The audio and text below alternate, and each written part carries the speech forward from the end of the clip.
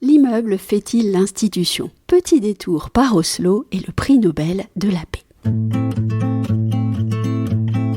Les Ondes de Limo, un podcast d'Anne-Sandrine Di Girolamo.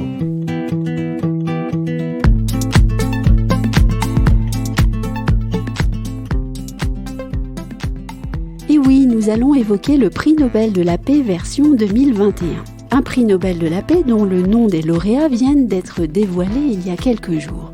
Oui, il sera question d'immobilier dans cette chronique, mais aussi du monde des grandes institutions et d'une furieuse envie de vous rappeler l'expression latine presque désuète « sic transit gloria mundi », ainsi passe la gloire du monde.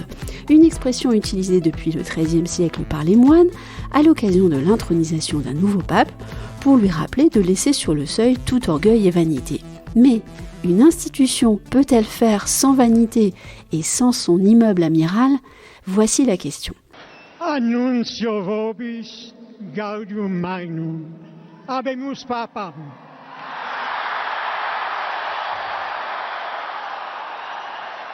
Revenons donc au Nobel avec cette annonce qui n'a pas été beaucoup commentée dans la presse et pourtant.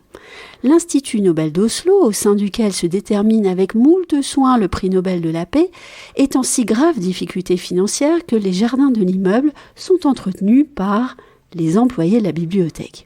Alors, mauvaise passe financière, l'Institut Nobel voit depuis plusieurs années en effet son budget s'amaigrir au point que l'idée de se séparer de son immeuble devient une possibilité tout à fait envisageable. Pour le moment, rien de tel, dit-on, sauf peut-être à solliciter une aide financière du Parlement norvégien.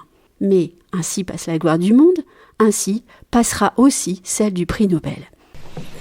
The Norwegian Nobel Committee has decided to award the Nobel Peace Prize for 2021 to... Si l'institution devait au Parlement norvégien le sauvetage de son vaisseau amiral d'Oslo, il en sera bel et bien terminé de son indépendance. Et puis, on fera un grand beau jour aux frictions diplomatiques. La Norvège se souvient encore du gel des importations de saumon par la Chine, à la suite de l'attribution du Nobel de la paix au dissident et écrivain Liu Xiaobo en 2010.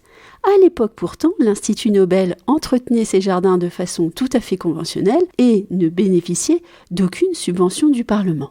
Alors, Plutarque disait que la barbe ne fait pas le philosophe. Ça, on le confirme, et surtout en ce moment.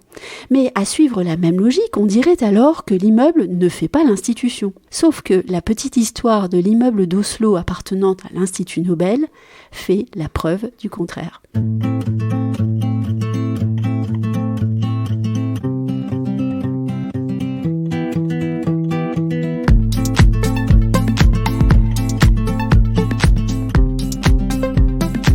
Retrouvez les Ondes de Limo avec Anne-Sandrine Di Girolamo et ses invités sur toutes les plateformes de téléchargement.